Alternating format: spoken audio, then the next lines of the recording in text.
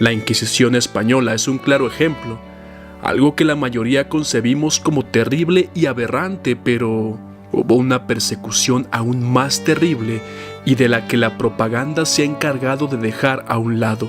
Hoy, en la historia que no te cuentan, la cruel persecución de protestantes a católicos o la Inquisición protestante. Este video es un agradecimiento a los diversos comentarios mencionando este terrible hecho. La Reforma Protestante fue un movimiento religioso que tuvo sus inicios en la Alemania del siglo XVI. Buscaba protestar en contra de las malas prácticas y los abusos que se venían presentando al interior de las iglesias católicas. Los principales reformadores fueron Martín Lutero y Juan Calvino. No hay nada más incorrecto que aseverar que la Reforma Protestante fue un movimiento a favor de la libertad intelectual.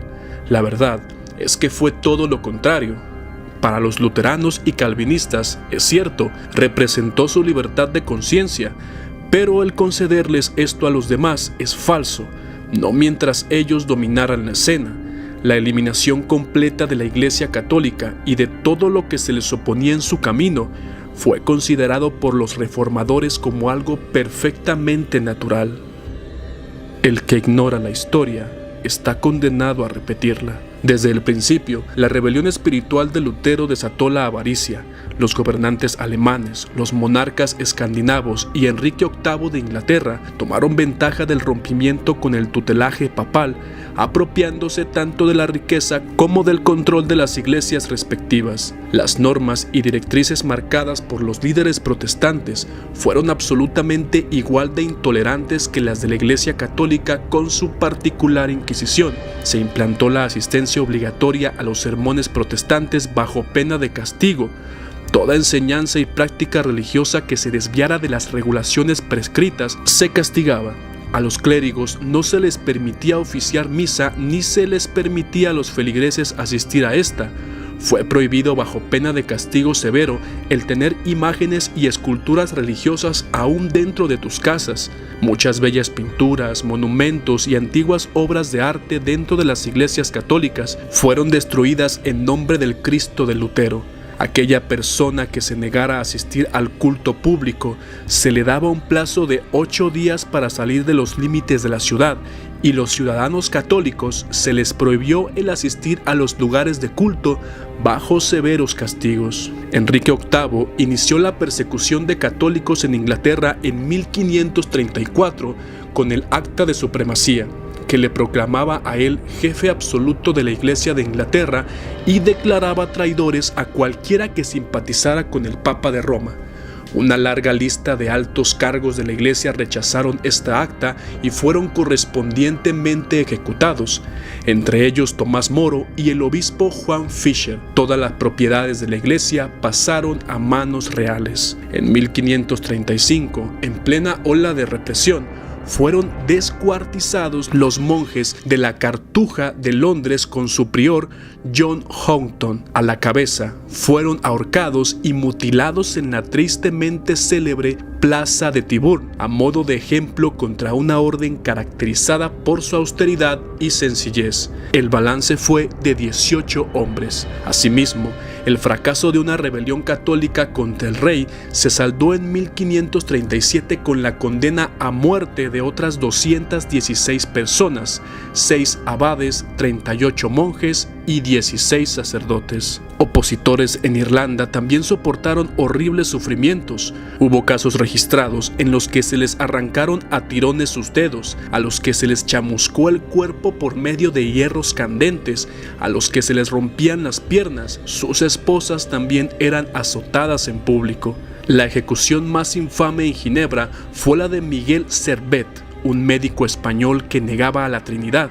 Fue una especie de gnóstico panteísta. Había conocido a Calvino y este último declaró, el 13 de febrero del 1547, en una carta a Farel: si él viene a Ginebra, Suiza, prevalecerá mi autoridad y no permitiré que vuelva a casa con vida. El arribo de Servet a Ginebra, el 13 de agosto de 1553, fue detectado casi en el momento. Por medio de instigaciones fue arrestado y puesto en prisión. El 26 de octubre del mismo año, el Consejo ordenó que se quemase a Servet vivo al día siguiente. Luego de una breve pausa de la persecución, de 1553 a 1558, mientras la reina sanguinaria María I de Inglaterra ejercía el poder, todo se reanudó tras su repentina muerte. La llegada al trono de su hermana Isabel I, la reina virgen, llamada así porque nunca se casó ni tuvo herederos, en poco tiempo Isabel revirtió todos los esfuerzos del anterior reinado y se lanzó a una caza de católicos a lo largo de todo el país. Como explica María Elvera Roca Barea en su libro Imperiofobia y leyenda negra, las persecuciones de católicos ingleses provocaron 1000 muertos. El Estado, no en vano, promocionaba un sistema de delaciones por el que aquellos que no denunciaban a sus vecinos podían acabar en la cárcel.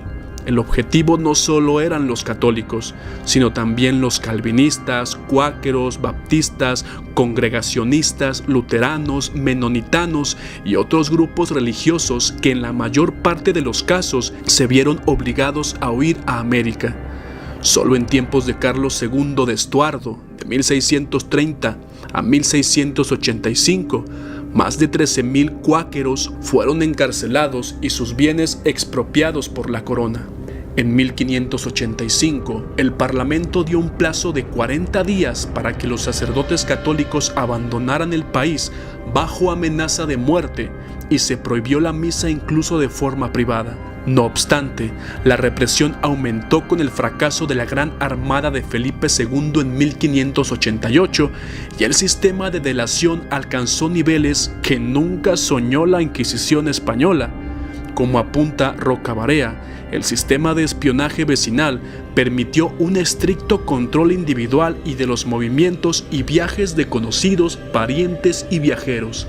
La represión logró borrar definitivamente de Inglaterra el catolicismo en cuestión de 10 años.